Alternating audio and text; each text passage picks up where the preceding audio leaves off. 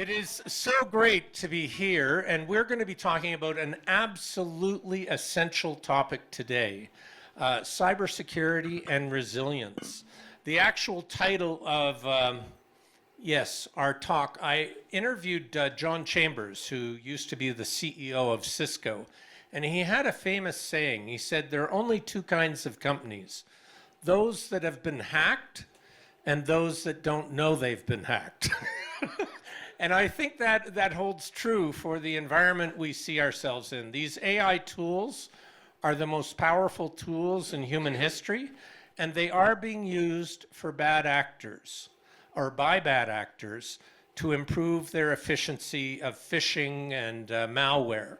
So we have to, in organizations and with our clients, prepare them for the inevitable attacks. And there will be attacks, and some will be successful. So the question becomes, how does an organization prepare itself in terms of resilience for the inevitable? And today we have an amazing panel with us. I'm going to let each panelist introduce themselves, and then we'll come back to our first round. Can you hear me? Yeah. My name is Dennis Smith. I'm co-founder, managing partner of Evolution Equity Partners. We are an investment firm, fund, transatlantic, both sides of the Atlantic. We actually grew out of Switzerland, and we're in Palo Alto, New York, London, and Switzerland. I live in Switzerland. I'm Canadian. Our firm is probably the largest fund that's dedicated to cybersecurity globally, and also AI. We've always looked at cybersecurity and AI not as verticals, but as horizontal and horizontals, and that is playing out now because you can't go away with it. Our mission, our role is, in fact, protecting and defending what matters most. And what matters most to us all is our families, ourselves, our businesses, our country, and our society. We will never be ready for cybersecurity defense. It's a continuum, and it's accelerating, and we'll talk about that a little later. So thank you. My name is Fernando Murias. I'm the chairman and CEO of Digital Global Systems. Our company is focused on assessing the wireless environment and spectrum in general. We're the global leader in spectrum management technology, AI patents around the same area of spectrum management. And so with respect to the theme today, I like to point out that RF awareness is an important element of understanding the whole cycle of cybersecurity and security in general. So we don't focus on what's in the network. We focus on the environment outside the network. A significant number of attacks take place even before you get into the network with respect to interference and bad actors. And so our focus is to have a true understanding of what's in the RF environment in real time. Yep. So I want to just give a little case. There's a fascinating story about a global company called ARUP, A-R-U-P, and a digital accounts payable clerk in Singapore got a Zoom call from the CFO in the UK, along with some other finance people, and it went something like this. We have a terrible problem. We have not paid our most important supplier for 90 days, and if it goes literally one more day, we may lose them, and then our business is dead. And so I want you to transfer 200 million Hong Kong dollars to these 15 accounts. We can't even send it to corporate and then have them distribute it. It has to go direct to these 15 different locations. Send the 200 million today. And so he did. It turned out to be a deep fake video and audio. So this is the kind of problem we have to defend ourselves against. And here in Davos, the annual risk assessment put misinformation, disinformation, which deep fakes are part of, as the number 2 short-term and number 4 long-term risk. So the first question I want to ask the panel is, what's the size of this problem globally? And what is one thing that every company and every individual has to do to be resilient, to prepare themselves? Either of you. And I'm a Canadian too, Dennis. Woohoo! So anybody can start. Okay, thank you. A.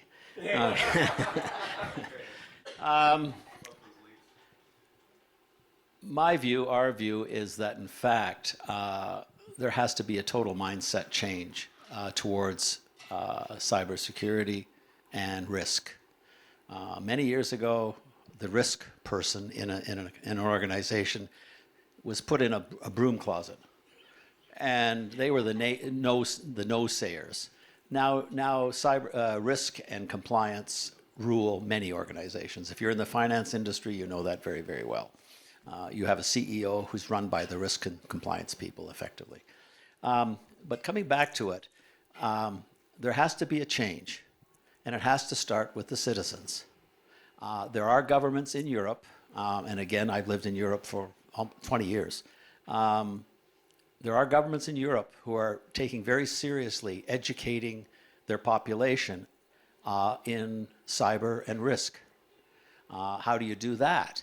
Well, you have to have software that is built to introduce them to the risks, do repetitive training. And there are countries in here, very small countries, in fact, that are launching a mission to educate their population. So it starts there. I mean, the population includes university students. It includes people working at home, working wherever, but they filter up into society. So there has to be a societal change. The geopolitical situation we have today is changing. There's a lot of change. Some of our countries are being invited to join other countries, whether we want to or not. So there's a geopolitical angle. Literally, I'll go back again to the defend and protect what matters most. And ultimately, it goes into society. And it has to start in society. People have to be educated, because sitting at home is where the damage is done. Most companies are not hacked, quote unquote. They are infiltrated through third parties, their supply chains. This is typical of many of the major hacks in the United States, for example, where the supply chain is connected to the organization, and the supply chain is the area where you get into the organization and you do your damage. Next, it's protecting or resilience never stops. It's accelerating. AI is the culprit and also one of the saviors of cybersecurity. It is not possible in cybersecurity now to manage all of the threats, all of the signals without AI. This is the trend that's going on very heavily now. There's always place for the human in the loop, but it's just moving too quickly. So AI introduces enormous risks. There'll be risks in the next 2 to 5 years, enormous problems built or caused by AI. AI is not built with security in mind, just like most software previously. Now, there are many organizations are building security in first at the development stage. This does not happen in AI.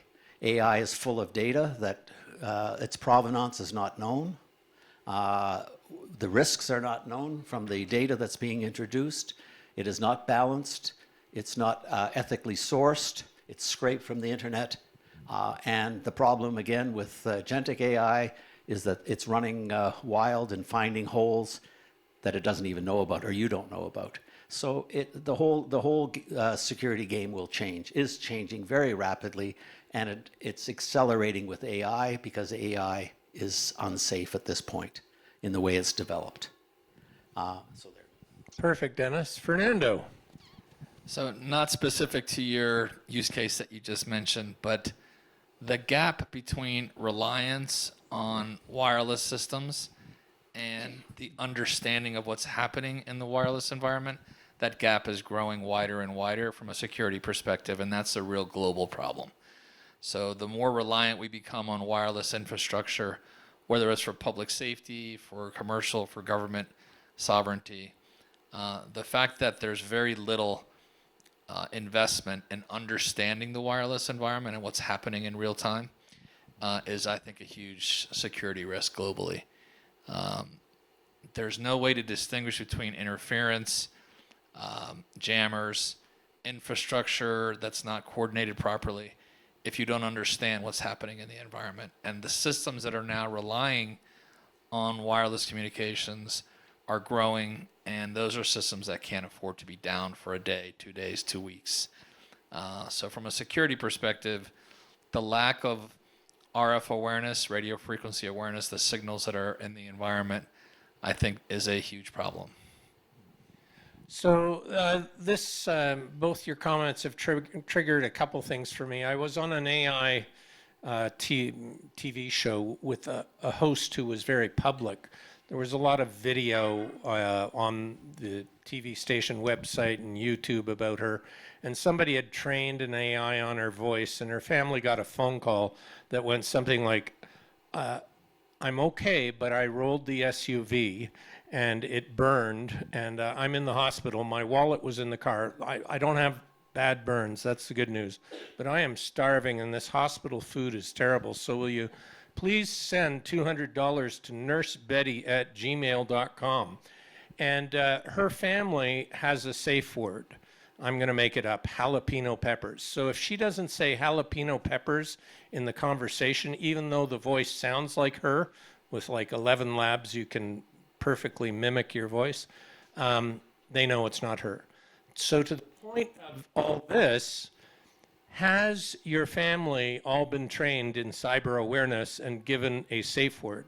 Has every single employee in your company gone through cyber security training? And I love the one that you said, repetitive resilience, or what was the term you had?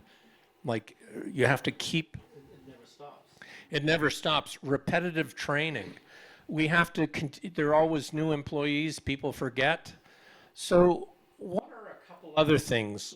So, or if you want to comment on training every single employee and doing it over and over again.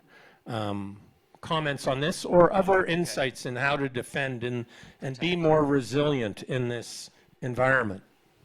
Yeah, well, training in IT, generally speaking, has been for the experts. We're training experts, but we now have to move into the mass population in an organization, whether it's company, whether it's government, whether it's universities, and whatever. The problem, one problem, is that IT people have been designing training courses, and frankly, most of them have been male. It's a problem. It's a problem. So you need to find software, if you like, a software approach that has been built by behavioralists, somebody who understand, or people who understand human behavior, in order to make training interesting as much as you can in cybersecurity. A lot of people think it's not. And also to do repetitive training and catch-up training without being too onerous and obtrusive. So that's one issue. But yes, this is an area, as I was mentioning before, the general population, the population's non-technical people need to be trained on phishing, just as one example. And you've given some examples already. That will go a long way to making your organization, whether it's government, whether it's commercial or NGO or whatever, making it more resilient. Because again, most intrusions and hacks come from people. They don't come from machines, but now machines are generating entrances and exits. So that is the first level. And picking up a point that Fernando's talking about, we've heard for at least 15 years, more, maybe 20, about safeguarding physical infrastructure. It's always been coming. It's always been coming real soon. It's never come. It's coming now. And this is probably one of the most critical areas of cybersecurity for organizations, governments. For example, MRI machines in hospitals can be hacked easily. Laboratory equipment can be hacked. Changing results, putting them down. Now the software and people, entrepreneurs are building software that actually we've seen true protection and oversight of physical points, for the first time in the last couple of years. Finally, ransomware, big topic. There are now very few companies that actually have solved this problem. And why do I say they solved the problem? Once the hacker has locked up all your systems, your files, and whatever, that's where the ransom comes in. There's now at least one or two companies that have developed the ability to actually catch the key coming into the environment and put it aside, let them encrypt your files and whatever, but you actually have the key to undo it yourself. So reputational risk is no longer an issue. Ransomware is no longer an issue with some of the software that's available now, which is a big step forward. Yeah, from our perspective, internal company training is a huge area of focus, especially around phishing attacks. Because of the technology that we have and the patent portfolio that we have, we're constantly being attacked and people trying to get into our network. We've got all kinds of security on it, but the biggest area of exposure that our security firms told us is our employees downloading the wrong things, et cetera. So constant training on phishing is a big issue.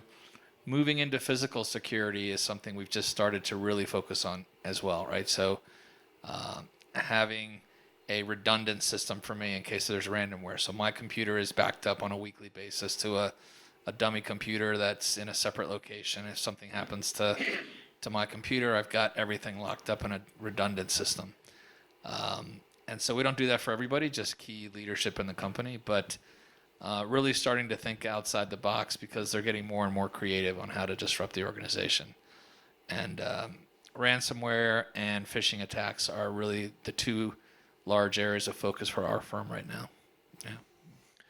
So I've worked for CSIS, which is our Canadian,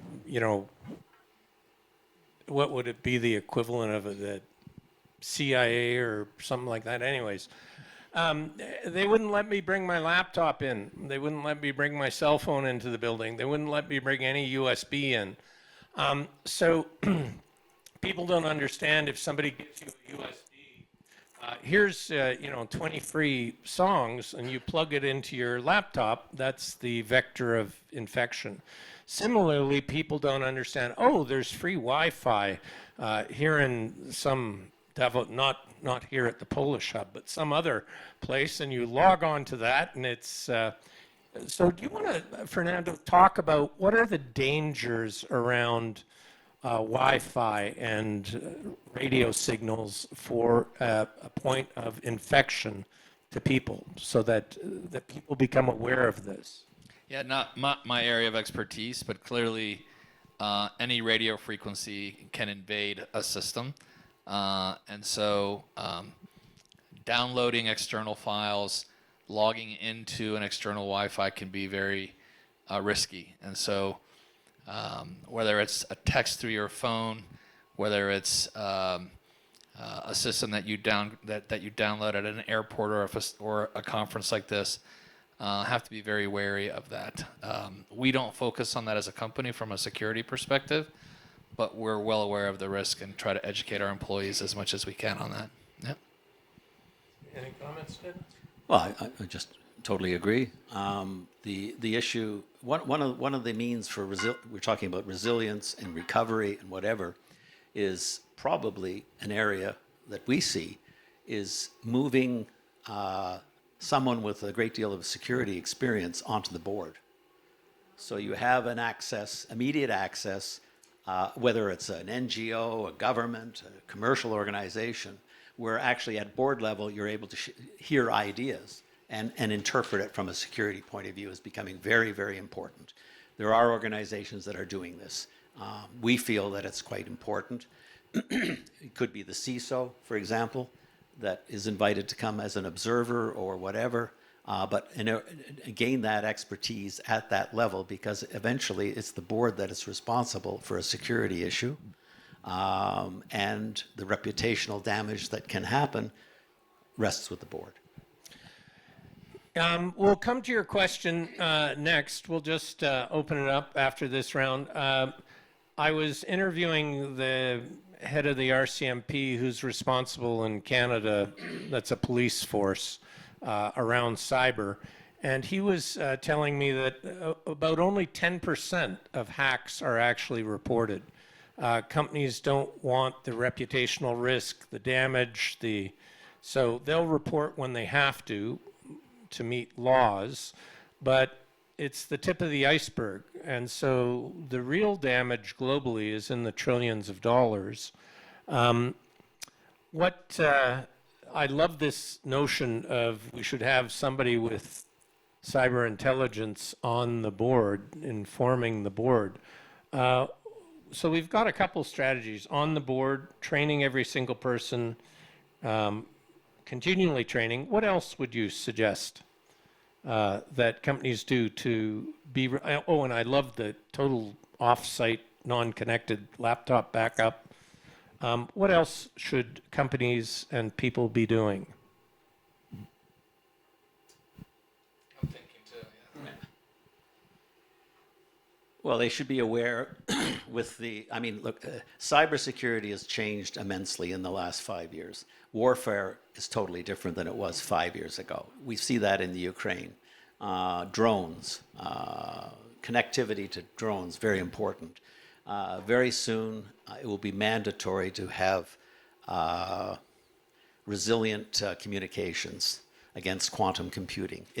There are solutions today, which can, for example, can go over fiber, can go over wireless, can connect with rotating keys very quickly between fighter jets traveling at 1,000 kilometers to 1,500 kilometers an hour, and they're still able to change keys on the fly.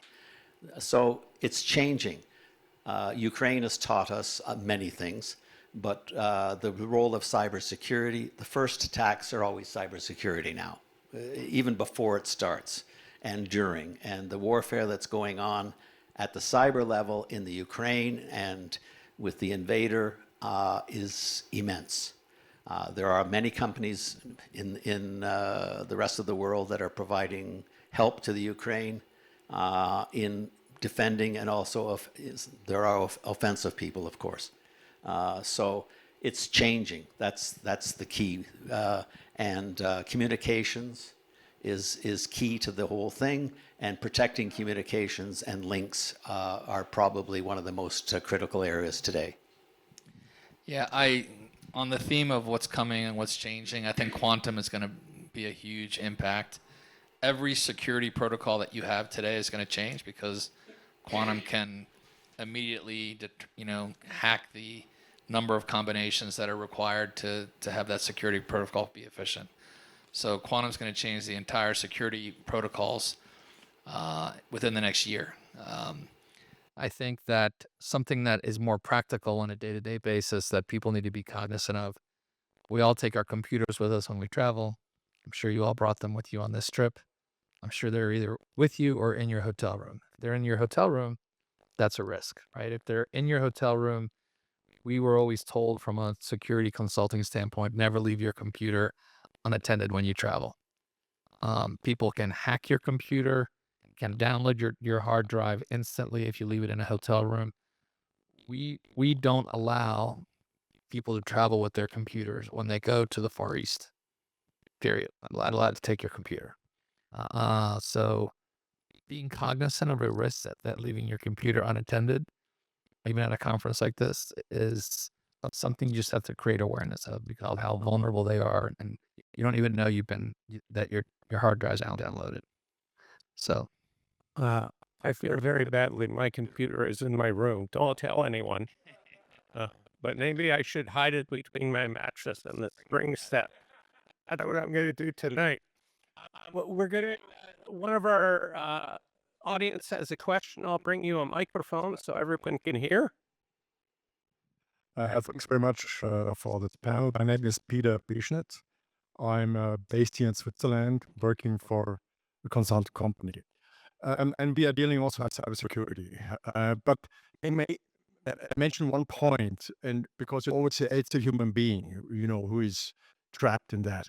But you make a good example concerning what AI can do, mimic the voice, so that it's not clear for somebody who has no clue to think, hey, this cannot be true. Say, no, okay, I recognize. And it is so easy nowadays to trap somebody. So this is one point. I don't know where is the solution, because when you make training, yeah, you need to be aware. So what does it mean? Shall I have a double check? Maybe the first thing to call, hey, is it you or not? Maybe this is one of the things. Okay, that's one thing. Okay, one at a time. So we'll take that one and we'll answer it. But I do think our questioner provided an excellent answer to his question, which is if that accounts payable clerk in Singapore had just called the CFO in the UK and said, "Did you ask me to transfer 200 million Hong Kong dollars?" He would say, "What the hell are you talking about?" So we can defeat all these things with a simple phone call and not reply to the email or the text that comes in. Never reply to the inbound thing. Any other insights that we have, Fernando or Dennis? Well, just along the same thing that you mentioned earlier, having a passcode from a family perspective, I think is a great idea. I also heard an interesting story or fact that just by answering the phone and saying hello, the intonation of your voice and the accent of your voice can be replicated. They can mimic your voice and say anything after just saying hello. So if you get a phone call and there's no one on the other end, don't keep saying hello, hello, don't say anything. And so that's another interesting, piece of advice that I heard just yesterday. Because it's going to be very quick where you just say hello and you say it one or two times, and now they have the intonation of your voice and they can have you say anything, which is very risky, obviously. So I think it comes back to the human again in this case. Machines are trained; they are more or less linear. So, hello, George. I think it's George. How did your blank hockey team? How did your baseball team play last week? So get it into a contextual situation where you get out of the dialogue and get it into personal things that the George should know. He's a big fan of the Toronto Maple Leafs. There's not many of us, but in And we're seriously delusional too. so I think you train people in the opening dialogue to inject, if it's I mean usually it's someone supposedly inject things that only the two of you might know or your families would know, and start moving the dialogue there first of all, and a machine will have trouble with that. They're not going to be able to handle that. So that's one thing. Just like when you get an email asking something or other, the very first thing you should do, check check the from address, and almost invariably it's something not related to the topic. And so again, that's some of the training you can do is very simple. But it's a big point. Fake voices, and it's going to be a problem. I'm going to come to this gentleman, and I'll come to you when we exhaust questions. Fernando, perhaps you could tell us a little bit about the spectrum awareness as it revolves around ports and the security risks, as that is an issue, obviously, in the EU and all of the funding going towards the kind of dual use capacities. We'd like to hear more about that, please. sure. Well, ports, seaports, and airports are some of the most highly congested RF airwaves in the world, right? And you also have significant reliance on wireless systems at ports and airports from a security, operational perspective, et cetera. Um, our technology at a seaport where you've got huge interference issues because you've got these huge international steel container ships coming in, RF bouncing everywhere, um, different frequencies depending on what countries they're coming from, et cetera. It's a real challenge. Drones are a huge issue. They can disrupt operations and Wi-Fi operations very quickly. And underwater drones are a huge security concern because they can be weaponized. We have a system and technology that assesses the wireless environment in a seaport or an airport to not only identify drones, but also identify signals that shouldn't be there. We can do a mask to determine what the normal operating procedure of that port or airport is. When you start getting signals outside of those parameters, that can alarm. Underwater drones is a huge concern for the U.S. military. We have a partner that we're working with that has underwater drone detection of any non-ferrous metal material, which is a huge threat from the Chinese government right now. So being able to have a system that looks above ground and below water for security purposes is really what our focus is at seaports as well as airports. Yeah. Fascinating. Okay, I'm going to come back to you with your second question. Woohoo! Sorry to ask the question, Jeff. Concerning, okay, you are a sea level. You mentioned the Cybersecurity Operations Center. There are a lot of companies who are not investing in such a tool because maybe they said it's not the worth of money. Do you see that there will be more and more need and also to evaluate or to have an esteem for the CISO? Because the CISO is in competition with the guy who is running the system, right? So what is your perspective? What shall the companies do in order to enhance the internal security? Because most of the attacks, not the private, they are trying to enter slowly in order to get into the core and to retrieve the data or to manipulate. Great question. Who wants to kick us off? Well, what you've identified is actually goes to the question of where are the resources, security resources, the people, besides the systems. There's a huge shortage in cybersecurity people, estimated at million, whatever. You hear different numbers. So there's a lack of expertise. So what is needed to overcome this? Well, you're seeing the growth of MSSPs that are handling medium and even smaller companies who can never afford the cost of cybersecurity people. So that is proliferating. Coming back to the tensions within an organization, I mean, this has been forever. There's always budget battles, no matter if it's the CFO or it's the marketing person or whatever.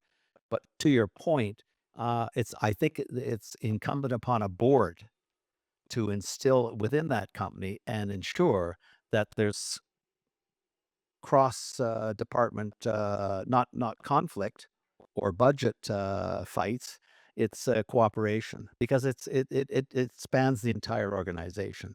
The CFO should be involved. The CISO should be involved. The CTO should be involved. The board should be involved in giving direction down. So I come back to the same theme. It really is an organizational and an awareness issue. People are now becoming aware, but they have to take action within their organization. Again, it can be government, the same thing, and stop silos forming and cooperate across the company. Yeah, I think in addition to the billions of dollars that have been spent on cyber, you're going to see, I think, a huge increase and awareness of the need for RF awareness on what's happening outside the network. And money's going to be spent on that, I think, significantly over the next 2 years. And as was said earlier, I think AI and quantum are going to pose some significant risks that need to be addressed in the cyber area and a security area. But self-servingly, our focus is RF awareness, wherever there's been very little money spent and a very little understanding of what's happening in real time in the spectrum.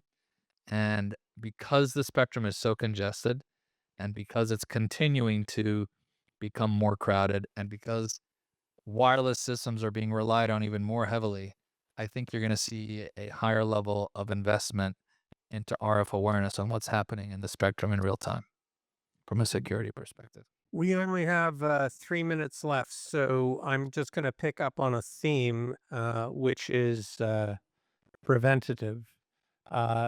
Fernando's mapping the RF standard profile and then saying if anything is outside of SOP, set off alarms.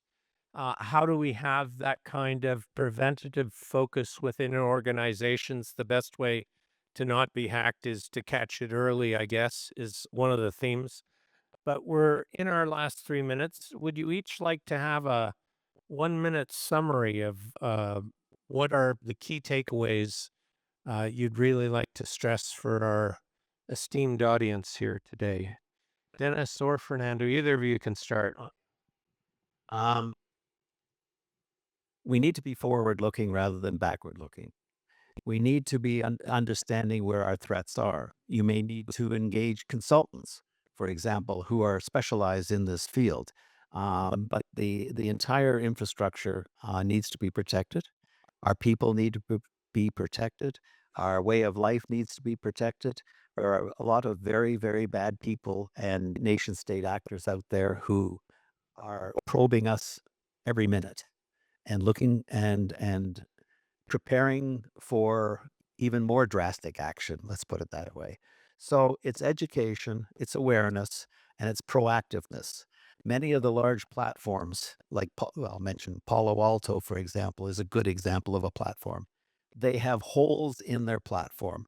There's an aggressive M&A activity taking place in cybersecurity and AI because they know and their customers are telling them, I have a problem here. Do I go somewhere else? Oh, no, don't go somewhere else. So they're acquiring young companies. The action is all in the private space. It's not in the public space. There's approximately 20, for example, approximately 20 cyber companies on the stock exchanges. Only one of them has a revenue growth of over 20%. All the rest are down 8 to 12%. In the private market, the typical portfolio in a cyber portfolio is performing typically anywhere from 50 to 80% revenue growth every year. The younger companies are doing 200 and 300% growth. So the activity, the innovation is coming out of the larger organizations, and people and young entrepreneurs and not so young entrepreneurs are building companies to solve specific problems which are cropping up. And we've talked about AI throwing up whole new areas of problem and different problem areas that need to be solved. So it's the private markets, the private individuals that are actually creating the solutions. So you need to look into the private space rather than the public space for your organization. Fernando, final comment. If there's one takeaway that I'd like people to have from this conference, everybody is aware of cybersecurity and the need for it. My 10-year-old niece asked me a question about cyber the other day. Very few people understand the need for RF awareness on what's happening outside the network. The reliance on wireless systems, the risk of not really understanding what's going on in the wireless environment is getting very large. It's going to be exacerbated by AI. And I think having a focus on that from a security perspective is a very important thing. You're going to hear a lot of discussion around wireless with respect to spectrum sharing or direct allocation. And the world in wireless is changing quite a bit right now. So understanding how your firm can get ahead of making sure that the reliance they have on their wireless systems can be counted on is a big factor. I hope you will join me in thanking this amazing panel. I've learned many things, like to hide my laptop between my mattress and my box spring while I'm here in Davos. But if you'll help me thank this wonderful panel for their time today here. Thank you, thank you, thank you.